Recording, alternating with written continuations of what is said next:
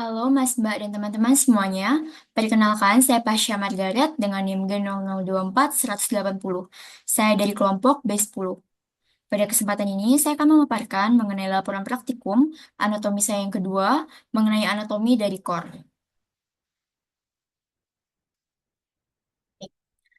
Untuk anatomi dari core, akan ada dua organ yang dijelaskan, yaitu perikardium dan juga core itu sendiri.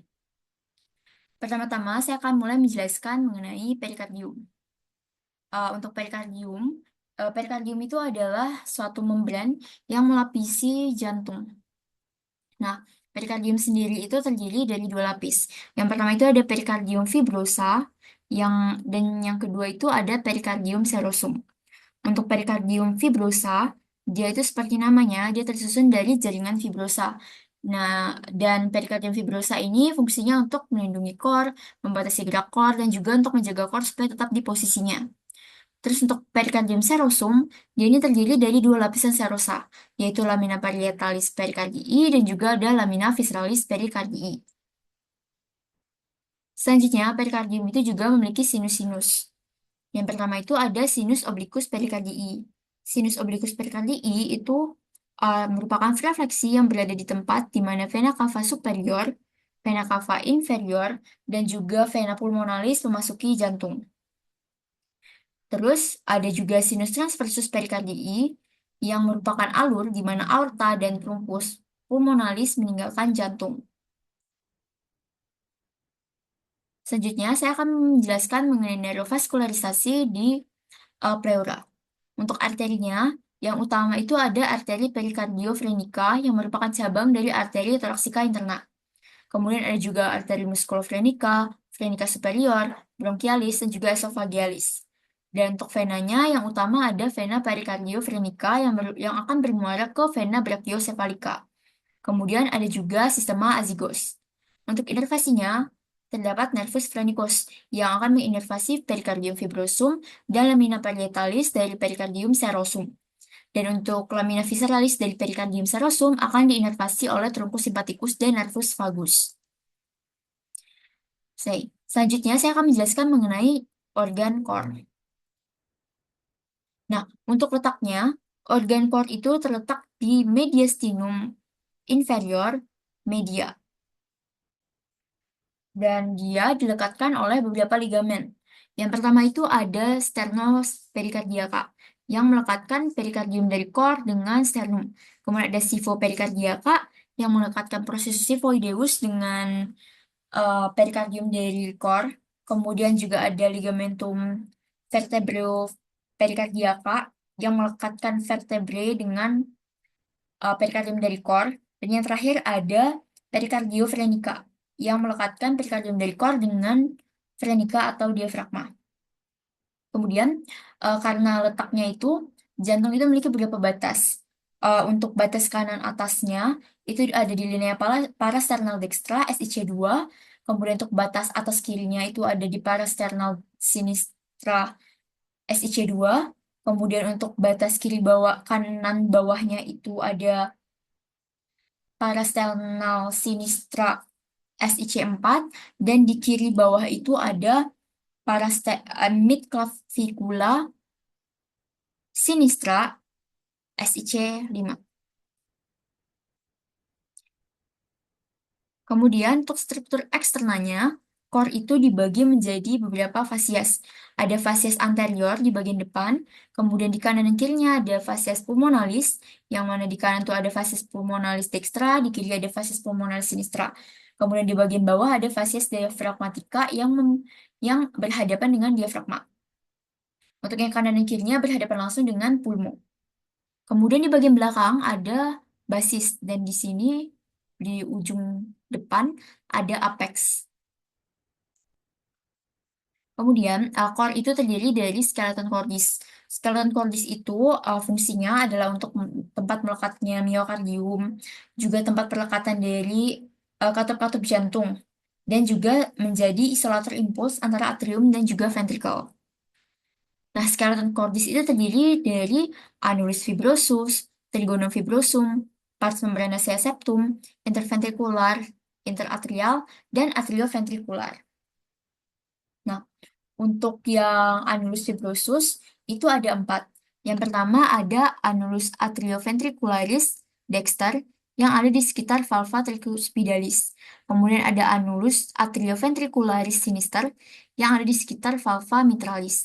Kemudian ada annulus valva aorta yang ada di sekitar valva aorta dan ada annulus valva trunci pulmonalis yang ada di sekitaran uh, valva pulmonal. Kemudian untuk struktur internalnya, jantung itu terbagi menjadi 4 ruang. Ada 2 buah atrium dan 2 buah ventrikel, masing-masing di kanan dan di kiri. Untuk di atrium dexter atau atrium kanan, itu memiliki bagian halus yang disebut sebagai sinus venarum cavarum, dan bagian kasar yang tersusun dari musculus pectinati. Nah, bagian halus dan bagian kasar ini dipisahkan oleh crista terminalis di bagian dalam dan sulcus terminalis di bagian luar. Kemudian juga di atrium ini terdapat fossa ovalis, yang mana fossa ovalis ini merupakan obliterasi dari foramen ovale. Yang mana kalau misalkan pada saat perkembangan itu foramen ovalnya tidak berhasil menutup, itu akan terjadi suatu klinis yang namanya tuh atrium septal defect. Kemudian di situ juga ada ostium dari arterioventricularis dextra, ada ostium sinus coronaris, dan ostium vena cava inferior. Kemudian di bagian bawah atrium dexter itu ada ventriculus dexter yang terdiri atas satu ruangan kasar yang tersusun dari trabeculae carne. Nah, ada 3 jenis trabeculae. Yang pertama itu ada musculi papillaris.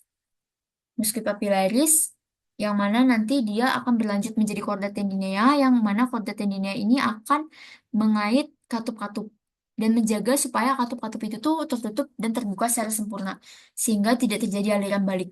Kemudian ada trabecula septomarginalis yang mana di dalam terdapat bundle of hairs dan yang terakhir ada nidi biasa.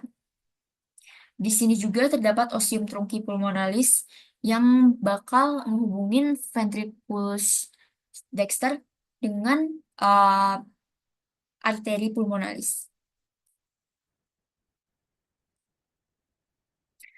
Kemudian dari ventriculus sinister dia bakal ke pulmo terus bakal ke atrium sinister. Di atrium sinister ini terdapat sinus venarum cavarum juga dan terdapat auricula sinistra. Kemudian di sini juga ada ostium atrioventricularis yang sinistrum. Kemudian di sini juga sama seperti sebelumnya ada fossa ovalis yang merupakan obliterasi dari foramen ovale. Nah, untuk atrium sinister itu akan dimuarai oleh 2 buah vena pulmonalis dextra dan 1 buah pulmonalis sinister superior serta 1 buah vena pulmonalis sinistra yang inferior. Kemudian dari atrium sinister bakal ke ventriculus sinister, yang mana ventriculus sinister itu merupakan pembentuk dari apex cordis. Dia punya miokard yang lebih tebal karena dia yang akan mengalirkan darah ke seluruh tubuh. Kemudian di sini juga ada vestibulum aorta dan ada ostium aorta. Nah, untuk katup jantung itu secara umum terbagi menjadi 2. Ada atrioventricularis yang menghubungkan atrium sama ventricle, dan ada semilunaris yang bentuknya itu kayak seperti bulan. Untuk yang atrioventricularis itu ada 2. Di dextra itu ada valva tricuspidalis atau atrioventricularis dexter, dan di kiri itu ada valva mitralis atau yang disebut dengan bicuspidalis, atau juga bisa disebut dengan valva atrioventricularis yang sinister. Kemudian ada 2 katup semilunaris, yaitu valva pulmonalis dan valva aorticus. Nah, ketika ventrikel berkontraksi untuk memompa darah keluar dari jantung, katup semilunar yang terdiri dari katup valva aorta dan pulmonal itu bakal terbuka. Sedangkan katup atrioventricularis yang terdiri dari tricuspidalis dan bicuspidalis atau mitra itu akan menutup. Sedangkan ketika ventrikel berelaksasi dan akan diisi oleh darah, nanti katup semilunarnya bakal tertutup dan katup atrioventrikularnya yang bakal terbuka. Baiklah, selanjutnya saya akan menjelaskan mengenai vaskularisasi yang ada di core. Untuk arterinya, ini ada arteri koronaria yang yang akan dibagi menjadi arteria koronaria dextra dan juga sinistra. Untuk yang dextra itu nanti dia akan bercabang menjadi ramus SA nodes, terus ada ramus septomarginalis, dan ada ramus interventricularis yang posterior. Kemudian untuk yang arteri koronaria yang sinistra, dia bakal bercabang menjadi arteri circumflexa dan juga arteri interventricularis yang anterior. Yang arteri circumflexa dia bakal menjadi arteri laterales. Sedangkan yang interventricularis anterior dia bakal bercabang lagi menjadi arteri eh, marginalis dextra. Nah, kemudian ada sistema conductan cordis. Nah, jantung itu dia tuh bisa menghasilkan impulsnya sendiri. Nah, impuls itu dihasilkan oleh yang namanya SA node atau sinoatrial nodes. SA nodes ini juga disebut sebagai pacemaker. Kemudian, impuls yang dihasilkan oleh SA nodes akan melalui fase depolarisasi masuk ke AV nodes. AV nodes, terus dia bakal ke bundle His, dan kemudian bakal ke serabut Purkinje, dan bakal dialirkan ke miokardium. Baik, sekian penjelasan saya mengenai anatomi dari core. Atas perhatiannya, saya ucapkan terima kasih.